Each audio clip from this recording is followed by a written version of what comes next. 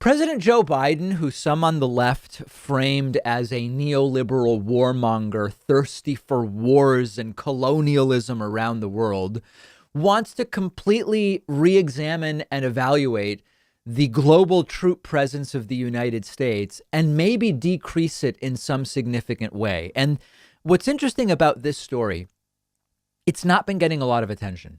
And it's not surprising to me that it's not getting a lot of attention, because this is the exact type of story that does terribly when we talk about it, because the sensible left is sort of like, yeah, we sort of knew that Biden wasn't a bloodthirsty warmonger, so this isn't surprising. The anti-Biden left just doesn't want to hear it because it runs counter to their narrative.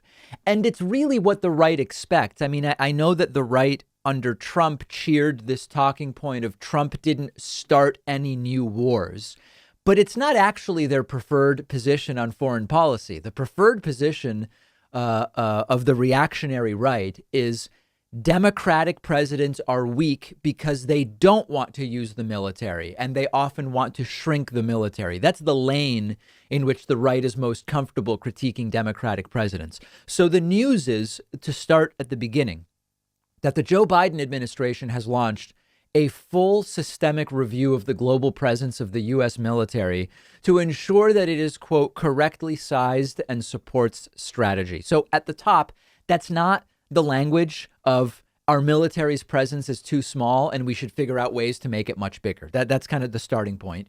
Foreign policy analysts believe that this is exactly the type of review that could lead to recommendations to reduce the number of bases abroad, something I've been talking about for a decade, reduce the number of troops deployed around the world. Now, of course, we should all be skeptical that it will turn into action, given two things. Number one, given all of the different ways that Republicans can obstruct, we have to wonder whether even a recommendation of reducing the U.S. global troop presence will turn into a reality. On the other hand, we've also heard this from other presidents, right? I mean, we heard this from Obama. We've even heard it from Republican presidents, and rarely do things change dramatically. Right now, the U.S. has about 800, quote, bases around the world. It's an incredible top line number. The truth is that includes some very small outposts that few of us would see a picture of and say that's a base, all the way up to massive complexes with thousands of troops and their families. I mean, just huge installations. Germany is a place where there are many. There are some in Italy. Many of these are essentially vestiges of the Cold War that we really don't need and arguably are a detriment to American foreign policy. And for me, this is not just a moral issue, although it is one, but it's also an economic issue. We talk about tax rates and how we can afford things that some want to do. Putting aside for a second modern monetary theory and a more nuanced understanding of debt and deficit, and putting aside the macroeconomic discussion, the micro of the budget is not trivial. Half of American discretionary spending is on military and defense. So we can talk about tax rates, of course. And last week we talked about, okay, should we raise taxes on people making over 400,000 or over 1 million or over 2 million? Where should it be? But imagine, without changing anything about taxation, what we could afford with current tax revenues if we change spending priorities and reduce the amount that we're spending on defense and the military. And without a doubt, there's a huge I'll believe it when I see it component, as I mentioned earlier. But this is sort of like a wow. What is the truth of Biden's foreign policy? And to be clear, this is not a wow, Biden is the super progressive on foreign policy. Absolutely not. That's not what I'm saying.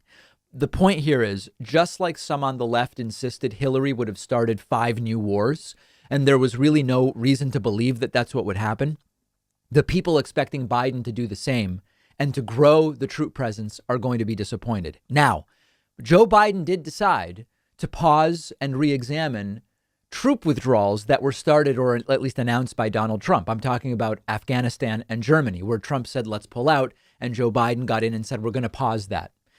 Let's wait and see, okay? Because the position of the Biden administration is essentially, these are my words, not theirs, but this is the way I understand it.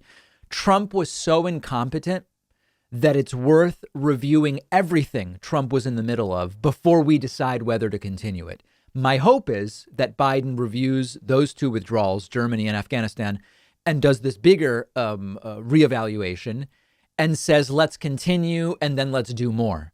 At the same time, troops in Germany is far less controversial than many other deployments. And so I think that the U.S. has a comically high number of bases in Germany, and many of them are completely unnecessary. I don't know that I would have started in Germany necessarily when I think about reducing our troop spread around the world. It doesn't matter. The point is we're going to wait and see what Joe Biden actually decides on those two. We're also going to see what the outcome is of this systemic review of the global troop presence around the world. And listen, I know some people will write to me and say, David, you're so naive. He's not doing anything. The point is there was a narrative about Biden's going to start all these new wars.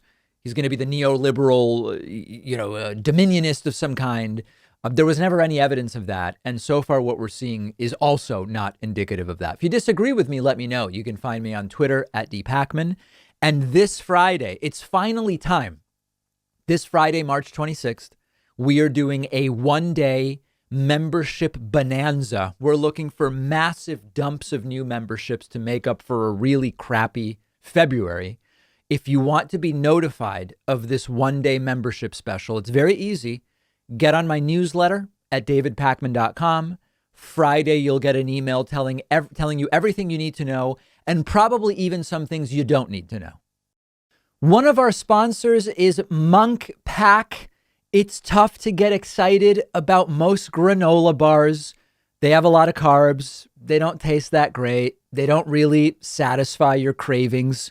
But Monk Pack has something totally different. Monk Pack Keto Granola Bars are sweet and delicious with a soft and chewy texture, only 140 calories, 1 gram of sugar, and only 2 to 3 net carbs, which make them work perfectly for the keto or low carb lifestyles. They come in excellent flavors like coconut cocoa chip, honey nut, blueberry almond vanilla. That's my new favorite.